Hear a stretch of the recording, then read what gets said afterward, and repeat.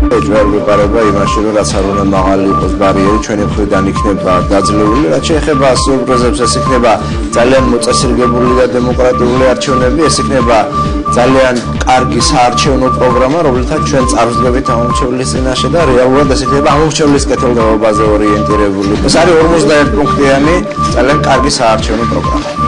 დეტალებს ვერ გაგვიგზავნეთ. დეტალები რა თქმა უნდა იქნება მას მერე დაჟღერებული, რაც დასრულება პროგრამაზე უშუალოდ.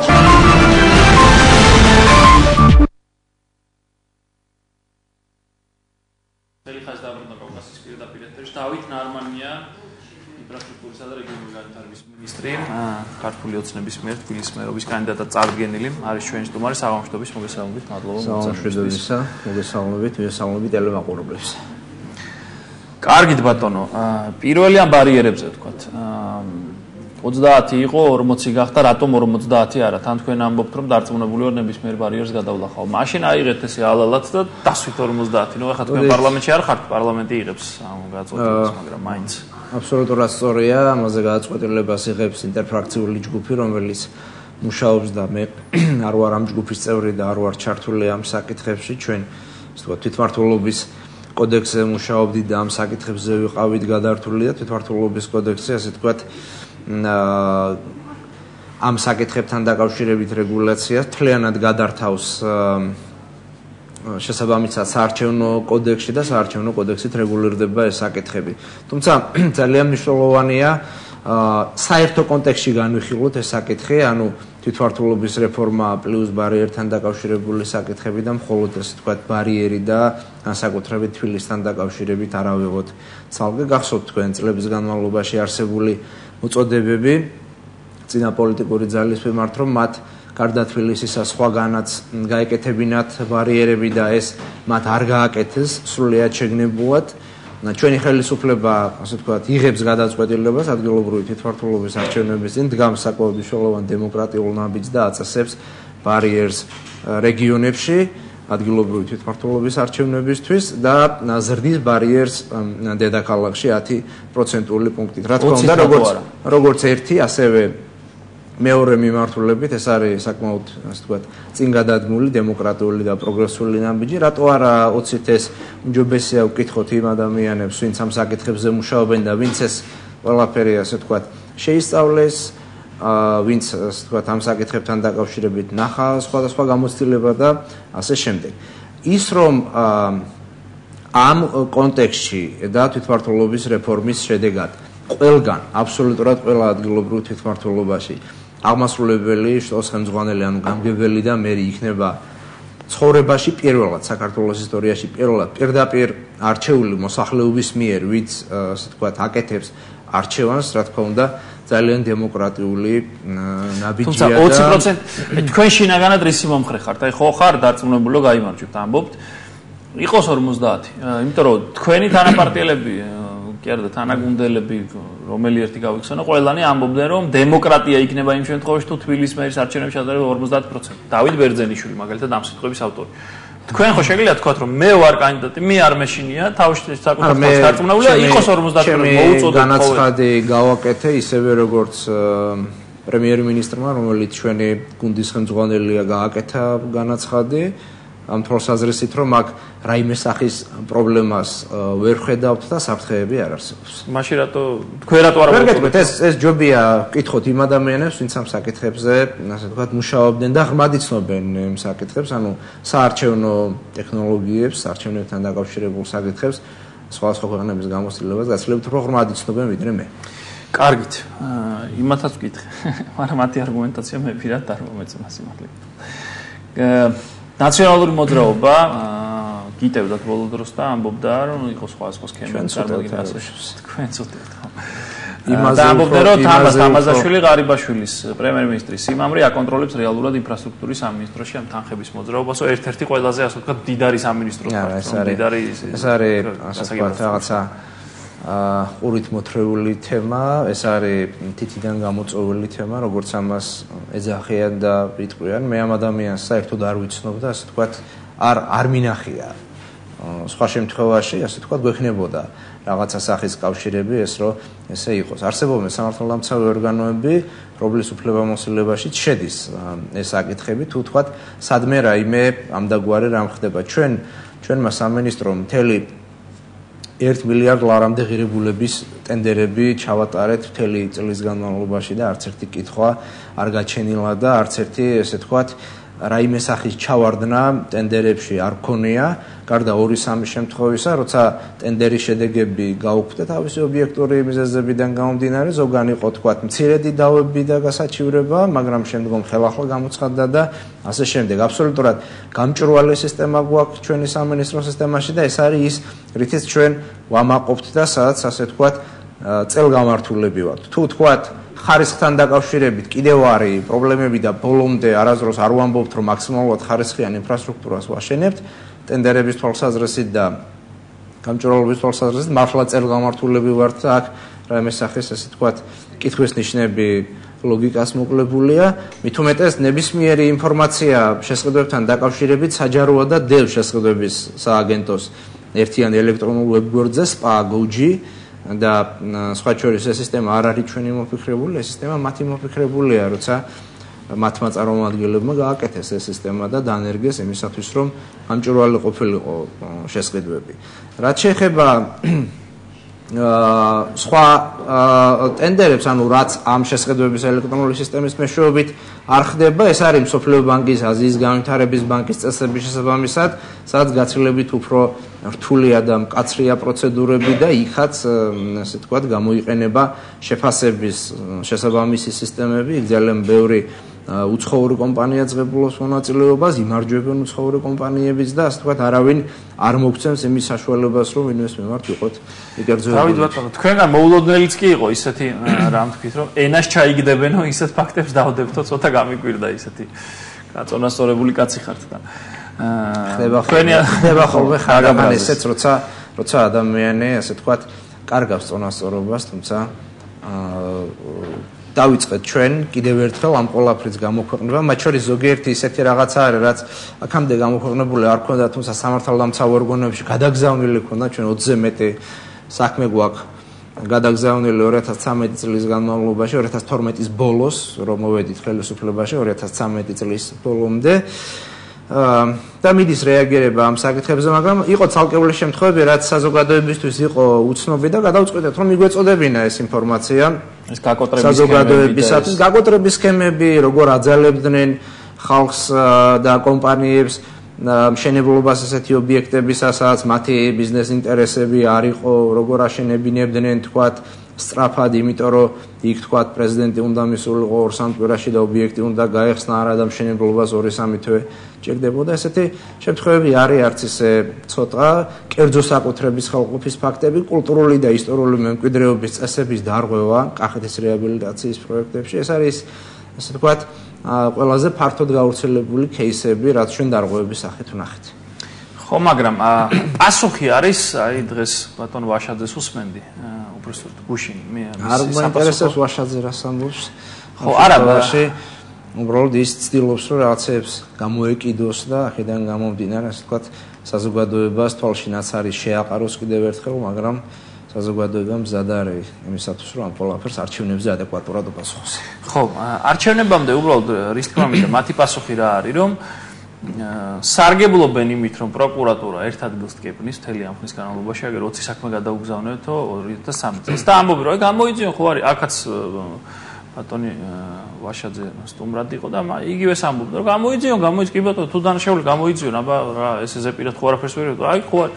ამით სარგებლობთ, თქვენ თვითონ თუ ხართ კმაყოფილი, აგერ 20 საქმიდან რომელზე იყო დასკვნა, რომელი გამოიძიეს, რომელი დადეს, ნუ დასრულებული ჯერჯერობით რამდენადაც ვიცი არც ერთი არ არის, თუმცა მოკლევა მიდის განსაკუთრებით ბოლო პერიოდში გააქტიურდა, ანუ ამ შემთხვევაში ბოლო თვეების განმავლობაში, იმიტომ რომ უფრო მეტი კითხვები მოდის ჩვენს მიმართ, უფრო მეტი ინფორმაციის დამატებით ინფორმაციის გამოთხოვა ხდება და ასე შემდეგ. ეს სამართალდამცავი ორგანოების მუშაობის საკითხია, საპროცესო კანონმდებლობა არეგულირებს ამას და ჩვენ არ გვაქვს რაიმე სახის, ასე ვთქვათ, ინსტრუმენტი ამ საკითხებში, ასე ვთქვათ, ჩარევისა, პროცესები მიდის და ვფიქრობთ, რომ შედეგები იქნება.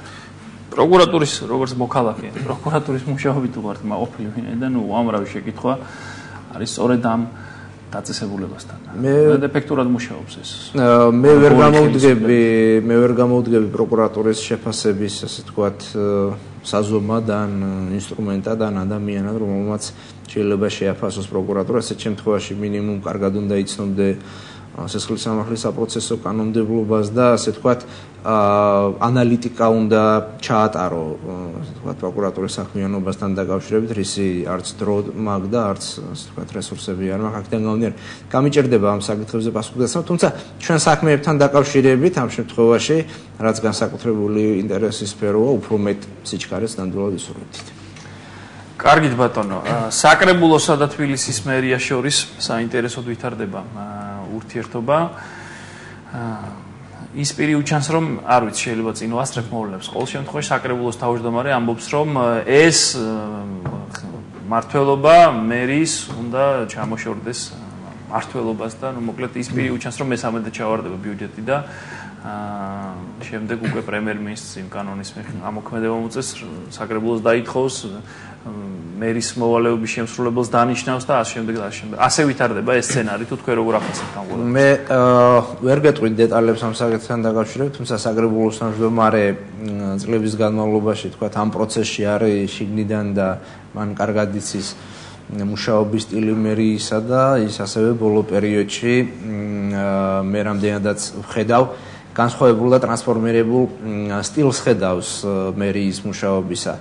მნიშვნელოვანია ის, რომ პირველ რიგში ბიუჯეტი იყოს დეტალური და გამჭვირვალე და სხვა შორის თავის დროზე დღეს გავახსენდა და დაახლოებით რამდენიმე დღის წინ კიდევ როცა ეს საკითხი გააქტიურდა, როცა პოსტრევოლუციური ხელისუფლების პირობებში თბილისის მერიას შევთავაზეთ მე ახალგაზრდა ეკონომისტთა ასოციაციას ხელმძღვანელობდი პროგრამული ბიუჯეტი და ერთი 6 თვიანი ინტენსიური მუშაობის შემდეგ მიიღო თბილისის საკრებულოს გადაწყვეტილება და 2 წელი პროგრამული ფორმით დგებოდა თბილისის ბიუჯეტი, მაგრამ მას მერე რაც ასე თქვათ შეცვალა კურსი ოდნავ მოძველებულმა ხელისუფლებამ, ამ შემთხვევაში ეს ხდება 2007 წელს გააუქმეს პროგრამული ბიუჯეტის თაობაზე საკრებულოს მიერ მიღებული გადაწყვეტილება, რომელთაც ძალიან დეტალურად დგებოდა პროგრამული ბიუჯეტი დედაქალაქში და სწორედ ამის მერე გაიხსნა ხელფეხი ერთიან ნაციონალურ მოძრაობას წინასაარჩევნოდ ეგრეთ წოდებული ბჭყალებში დასაქმების პროგრამები დაეფინანსებინა,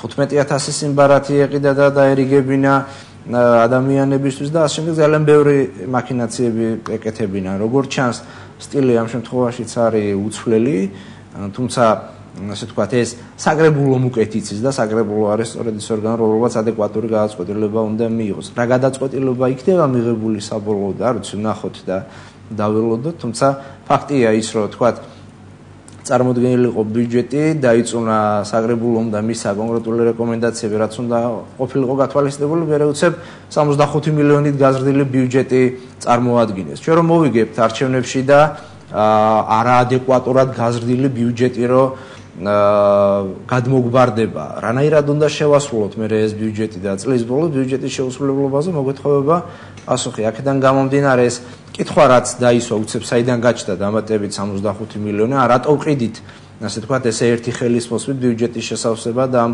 ქონებას. შეიძლება ამდენი არ ჭირდეს ქალაქში, ხო? ეს არის ის კითხვები, რაზეც ასე თქვათ უნდა გასცეს პასუხი მერიამ, ჯერ არის ერთი თვე იმისათვის, რომ ასე თქვათ დამატებით იმუშაონ ამ საკითხებთან დაკავშირებით, ნახოთ შედეგებით დამთავრდება. კარგით, ამ ქუთაისში რა ხდება? თქვენი ყოფილი მოადგილე, ქუთაისში მერი იყო, შემდეგ მოხსნეს, რაღაცა ნუ არ ვიცი. ქუთაისში მორიგი, ასე თქვათ, უცნაური რამ მოხდა, ესეთი უცნაურობა ადრე არ მომხდარა, თუმცა ადრე სხვა ბევრი უცნაურობები მომხდარა ქუთაისში. უცნაურობა არის ის, რომ ადამიანი, რომელიც არის ძალიან მაღალი პროფესიონალი, საბიუჯეტო, ეკონომიკური, ინფრასტრუქტურასთან დაკავშირებული საკითხების პროექტების მართვის და საერთოდ კარგი მენეჯერია, შოთამურღულია. მე მას 15 წელია ვიცნობ და ძალიან ბევრი კვლევა გაგვიკეთებია ერთად, ძალიან ბევრ, ასე თქვათ, ერთობლივ პროგრამაში ყოფილ ვართ და ერთი წელი ჩემს მოადგილედ იმუშავა მან და სწორედ ინფრასტრუქტურის მიმართულება ებარა. 900 მილიონიანი პორტფელი ებარა. შოთამურღული ეს და ახლა უბრალოდ ორ თვენახევრის მერე საკრებულოს თავმჯდომარეს როცა რაღაცას ავალებს თუ აძალებს არ ვიცი რა რაც გინდათ ის დავარქვათ და ასე თქვათ ესეთ ადამიანს იმეტებს იმისათვის რომ სხვითი ჩაანაცვლოს არ ვიცი ამას რა სახელი უნდა დავარქვათ მე დღეს მას მაესტროს ეთერით მიმართე რომ დაასახელოს კონკრეტული არგუმენტირებული მიზნები რატო არ მოწონს მას შოთამურღულია რა არ გაუკეთებია შოთამურღულიას უბრალოდ მისი არგუმენტები არის ძალიან სუსტი და უსუსური თუმცა მე ვფიქრობ რომ სამართლიანობა აღდგება და შოთა კვლავ დაუბრუნდება ქუთაისის მერის მოვალეობის შესრულებას მეორე საკითხი რაც ძალიან მნიშვნელოვანია და უკავშირდება ქუთაისს არის ის რომ ქუთაისისთვის ეს ძალიან მნიშვნელოვანი შანსია გაარღვიოს ის არსებული ჭაობი რაც წლების განმავლობაში იყო ამ ქალაქში და განვითარების გზას დაადგეს და შოთამ ეს დაიწყო მან ძალიან ბევრი ინფრასტრუქტურული პროექტი ნახა ჩაიხედა ხარვეზები რაც იყო ამ ხარვეზებს ასე ვთქვათ მოუძებნა გამოსავალი იმიტომ რომ მან ძალიან კარგი გამოცდილება შეიძინა ამ თვალსაზრისით ჩვენ სამინისტროში როცა ძალიან ბევრი გაჭედილი პროექტი დახვდა და როცა ძალიან ბევრი ასე ვთქვათ ხარვეზები დახვდა ერთობლივად ვიდექით და ვაგვარებდით ამ ყველაფერს და როგორც ჩანს ასე ვთქვათ წინასაარჩევნოდ მათ ეს არ აწყობთ და აქედან გამომდინარე მიიღეს ეს გადაწყვეტილება რაც მიიღეს თუმცა მისასალმებელია რომ ქალაქის დიდი ნაწილი არის ერთსულოვანი და შოთამურღულიას მხარდაჭერა და სხვა დანარჩენს ვნახოთ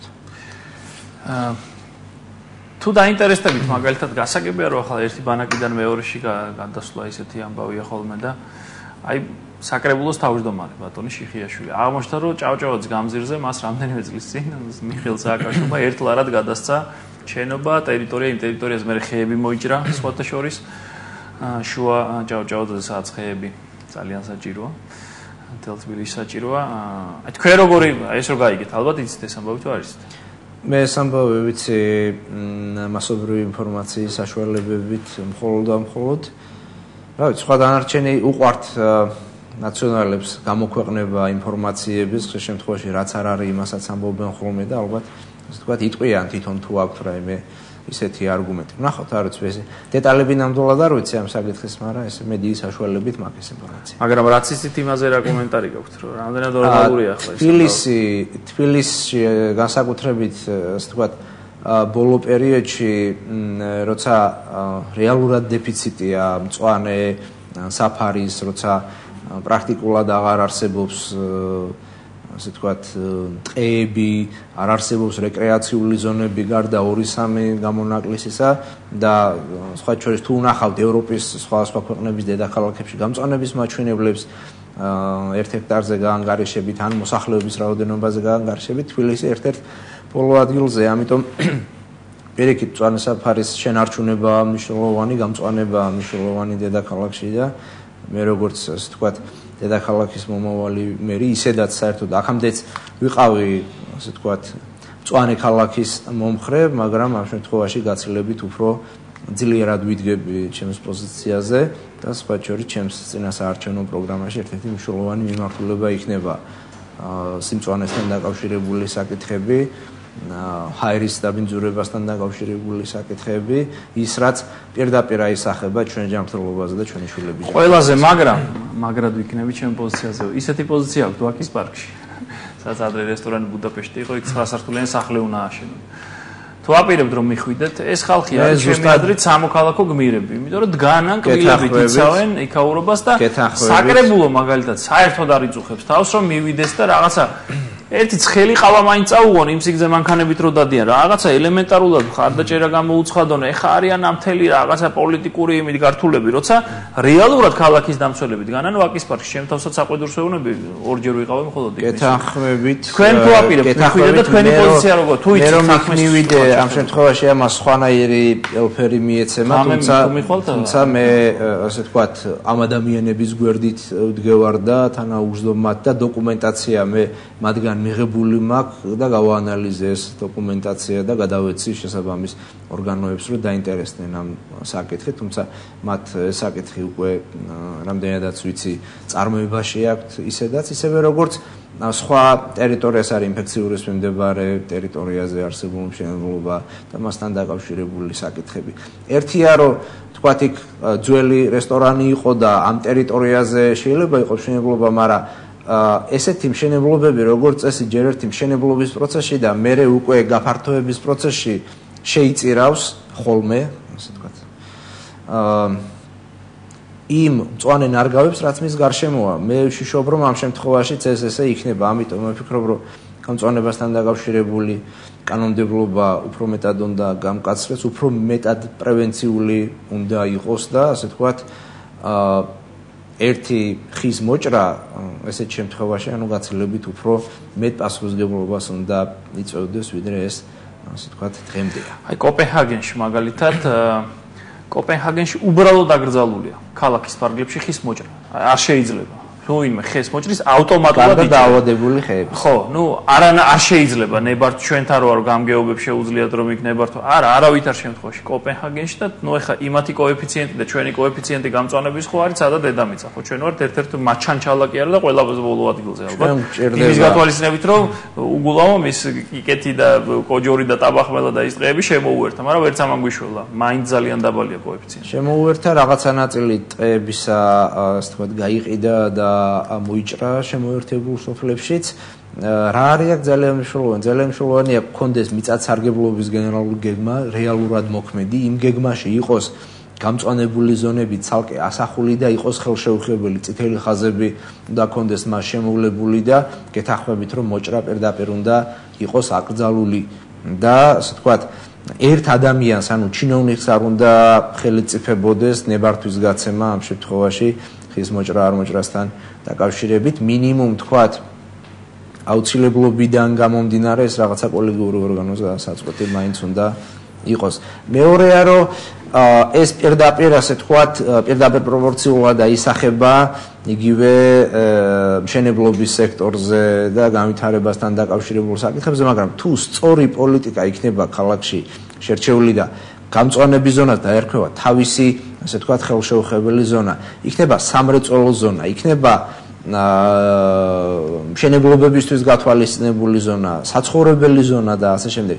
ზონირების პრინციპით თუ წავალთ და გვეცოდინება, თქვათ, მშენებლობის პარალელურად რა ნაწილი უნდა დაიფაროს, ასე ვთქვათ, მწვანე საფარით, ესეთ შემთხვევაში, რა თქმა უნდა, გაცილებით უფრო მოწესრიგებული პროცესები გვექნება. თუმცა ძალიან რთულია ერთი ხელისმოსვლით ამის გაკეთება, მაგრამ პოლიტიკური გადაწყვეტილება, რომელსაც ჩვენ მივიღებთ, ეს იქნება ურყევი პოლიტიკური გადაწყვეტილება, ეს იქნება დოკუმენტურად ასახული, ანუ შესაბამის გეგმაში მოცემული, ეს იქნება დამტკიცებული და ესეთ შემთხვევაში, ასე ვთქვათ, საკითხი გაყინული ადგილიდან, ანუ უძრავი წერტილიდან დაიძრება და სწორი პოლიტიკის შემთხვევაში შედეგი გვექნება ისევე როგორც ადეკვატურად ასე ვთქვათ, იქნება გამწვანებასთან დაკავშირებული პოლიტიკა. ეს არ იქნება მხოლოდ დედაქალაქში მთავრობის გადაწყვეტილებით, მთლიანად ქვეყნის მასშტაბით ძალიან აქტიური გამწვანების პოლიტიკა წავა, ისევე როგორც ცალკეული ორგანიზაციები, ეკლესია და ასე შემდეგ ზრუნავენ ამ საკითხებზე, აქედან გამომდინარე, ასე ვთქვათ, ამ პოლიტიკის შემადგენელი ნაწილი იქნება დედაქალაქში გამწვანებასთან დაკავშირებული. შემოვლით რკინიგზაზე რა ხდება, იმიტომ რომ გაბრალებთ გულავა ადრე მერი როცა იყო. მათ შორის ვაშაძე გუშინ თუ გუშინ წინ გავარდა და თქვა რომ ასე ვთქვათ ეს პროექტი შეჩერდა და თან მას უნდოდა რომ ჩვენ ბოსტანში ესროლა თქვა, თუმცა ასე ვთქვათ მან გვიან გაიგო რომ ეს პროექტი ერთი რომ არ არის ჩვენი სამინისტროს ქვემდებარე და მეორე რომ ეს პროექტი არ არის შეჩერებული და გაჩერებული, უბრალოდ იქ დამატებითი შესწავლა მოხდა შესაბამისი უცხოური კომპანიის მხრიდან, რომელიც რკინიგზამ დაიქირავა, ეს იყო ტექნიკურ-ეკონომიკური შესწავლა და ამის შემდეგ ასე ვთქვათ ეს პროექტი გრძელდება ჩვენს პროგრამაში, წინასაარჩევნო პროგრამაში ძალიან მნიშვნელოვანი მიმართულება იქნება რკინიგზის გადატანის შემდგომ არსებული სივრცის გონივრულად ათვისებასთან დაკავშირებით. გუდაური რომ თბილისის რეკრეაციული ზონა ამ ამბავს როგორ უყურებთ? უკვე აღარ არის ის დაუბრუნდა ეკონომიკისა და მდგრადი განვითარების სამინისტროს შემთხვევაში ის შესაბამისი საკურორტო ზონა ტერიტორია შესაბამის მუნიციპალიტეტს აქედან ეს იყო სხვა შორის ნონსენსი რომლის მსგავსით ასე ვთქვათ სოფლიოს არც ერთ ქვეყანაში არ მოიძებნება რომ ტერიტორიულად დაშორებული ერთეული თვითმართ დედაქალაქის ასე ვთქვათ ტერიტორიაზე სთან იყო დაკავშირებული. საქართველოს ოცნებაში იშვა გაგრძელება ამის რომ ქუთაისის ნაწილად გამოვაცხადოთ ის რომ რუსთაველის 8 ნომერიო რომ მარტივად მომხდარიყო მე იქ პარლამენტის გადმოტანას კონსტიტუციური პრობლემა არ შექმნილიყო. არა ეს მე ვფიქრობ რომ ნახევრად ხუმრობა იყო. არა ამას სერიოზულ კომენტარებს აკეთებდნენ შემდეგ რომ არა ამას სერიოზულად ვჯელობთ ამასთან დაკავშირებით თუ იყო ნამდვილად. თუმცა ნუ თავისთავად ხო ეხა როგორი ამბავია რომ რეკრეაციულ ზონა დაცხადებ რამდენი კილომეტრით არის დაშორებული ხო? 250. ხო, კარგა გვარიანად არის. არა, მე ამ შემთხვევაში ქუთაისზე ვამბობ, თორე გუდაური არა, გუდაური 100 კილომეტრი. 100 კილომეტრი სადღაც. 100 კილომეტრიდან ჩამოვართვით ხელი ერთმანეთს. კარგით, ქალაქში ისტორიულ ცენტრში ინგრევა შენობები. ორი მოცემულობა, ორი პრობლემა არის. ერთის მხრივ ისტორიულ ზონაში განსაკუთრებით კუკია, ჩუღურეთი, ხარფუხი,ავლაბარი ხო საერთოდ არის ერთი მთელი სახლი არ დგასავლაბარში. ისტორიულ ზონაში არის უკიდურესად მძიმე მდგომარეობაში მყოფი საცხოვრებელი სივრცე, საცხოვრებელი ფონდი და მეორე მხრივ არის ამის ისტორიული ღირებულება. ანუ ესე რომ აიღო და თლიანად დაანგრიო, ჯერ ამას ძალიან დიდი ფული უნდა და ახალი ააშენო და შემდეგ მეორე მხრივ არის რომ ურბანული ღირებულება, ისტორიული ღირებულებაც გასათვალისწინებელია. ეს არის დილემა და თან ძალიან ბევრი ფული უნდა ერთ შემთხვევასაც, მეორე შემთხვევასაც. თქვენ თუ გიფიქრიათ აქ სად არის გამოსავალი? ზოგი ცხოვრობს აი არის ბუხაიძის ქუჩაზე მაგალითად ერთ სახლში ვარ შესული აი ეს გახვალ და გამოხვა ურმით გახვალ ბზარში აი ბზარში პირდა ღმერთს უჭირავს ის რა ქვია ის სახლი ღმერთს მარტო არაფერს გეთახმები ძალიან და რას ფიქრობ რა შეიძლება ეშვეულოს პირობებია აქ ერთის მხრივ გადაწყვეტილება უნდა იქნას მიღებული ისეთნაირად რომ ისტორიული ღირებულება და ფასეულობა არ დაიკარგოს მეორეს მხრივ განვითარება არის აუცილებელი სხვა შემთხვევაში უბრალოდ რამდენიმე წლის შემდეგ თლიგი მიმართულებით გვექნება მხოლოდ აგურები ან თხის მასალა აქედან გამომდინარე კერძო სექტორის მონაწილეობით ანუ ინვესტორების მონაწილეობით უნდა გადაიჭრას ეს საკითხი ერთის მხრივ რომ მათთვის ეს გავხადოთ როგორც მიმზიდველი პროექტი არის სოფლიო ცალკეული ქვეყნების ქალაქების გამოცდილება და ამ გამოცდილებაზე დაღნობით და ამის ასე ვთქვათ მოშველიებით უნდა განვითარდეს ეს საკითხი. თუმცა ამას წლები დაჭირდება, მაგრამ პროცესი აუცილებლად არის დასაწყები და ასე ვთქვათ, ამის შესახებაც ჩვენს ზიანსაარჩევნო პროგრამაში იქნება საინტერესო. კარგი, როდის გექნებათ პრეზენტაცია პროგრამის? მას მერე რაც მე გადავდგები, პროგრამა მზად იქნება და ასე ვთქვათ, მომწიფდება შესაბამისი სიტუაცია. კარგი, კონკურენტად ვის აღიქვათ? არავის. სერიოზული კონკურენტი არ ჩანს და მე ვფიქრობ, რომ არ იქნება. კარგი, დიდი მადლობა დავით ნარმანია, ინფრასტრუქტურისა და რეგიონული განვითარების მინისტრი იყო გადაცემის სტუმარი, ქართული ოცნების მიერ წარდგენილი. საჯაროდ ოფიციალურად ჯერ არ ვინაიდან არ დანიშნულა არჩევნები. დასახელებული, სწორი ფორმულირება, ნამდვილად დასახელებული თბილისის მერობის კანდიდატად. მადლობა დავით ბატონო, წარმატებას გისურვებთ. ცხელი ხაზი დღეს ამით დასრულდა, მომავალ შეხვედრამდე.